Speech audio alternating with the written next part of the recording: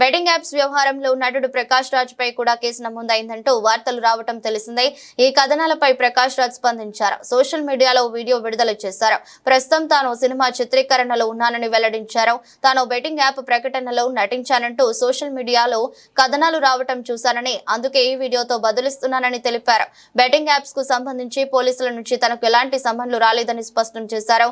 2016లో ఓ gaming app కు publicity చేశానని, కొన్ని నెలల తర్వాత అది ఇల్లీగల్ అని తెలియడంతో ఆ కాంట్రాక్ట్ నుంచి వైదొలిగానని వెల్లడించారు. అక్కడి నుంచి గ్యాంబ్లింగ్ కు సంబంధించి ఎలాంటి ప్రకటనలలో నటించలేదని వివరించారు.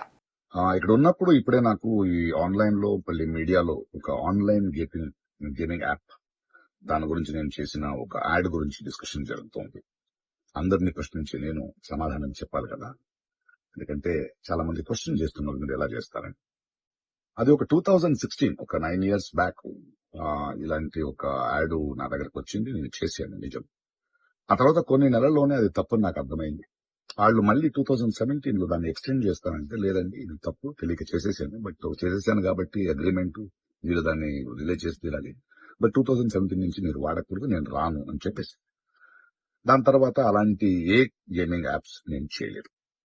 2021లో కూడా ఆ కంపెనీ ఇంకో కంపెనీకి అమ్మేసి వాళ్ళు దాన్ని ఏదో సోషల్ మీడియా ప్లాట్ఫామ్ లో యూజ్ చేస్తే నేను వాళ్ళకి నోటీసులు, వాళ్ళకి ఈమెయిల్, మళ్ళీ వాట్సాప్ లో పంపించి, లేదండి ఇందులో నేను లేను, ఇది చేయకూడదు, కాంట్రాక్ట్ అయిపోయింది, ఇది తప్పు అని కూడా చెప్పాను. వాళ్ళు ఆపేశారు. ఇప్పుడు అది మళ్ళీ రీక్ అయింది. దానివల్ల ఈ సమాధానం పోలీస్ డిపార్ట్మెంట్ నుంచి నాకు ఇంకా ఏది రాలేదు. వస్తే వాళ్ళకి నేను సమాధానం చెప్తాను, బట్ మీకు సమాధానం చెప్పాల్సింది నా బాధ్యత. So 2017 9 years back for 1 year contract నేను చేసింది నిజం. అది తెలిసిన తర్వాత దాన్ని ఆపింది నిజం. ఆ తర్వాత నేను చేయలేదు అనేది కూడా నిజం. ఈ మాట మీకు చెప్తున్నాను. ఇంకో విషయం, దయచేసి యంగ్స్టర్స్, ఇలాంటి గేమింగ్ యాప్ అది ఒక వ్యసనం. ప్లీజ్ మీ జీవితాన్ని కోల్పోండి. Thank you.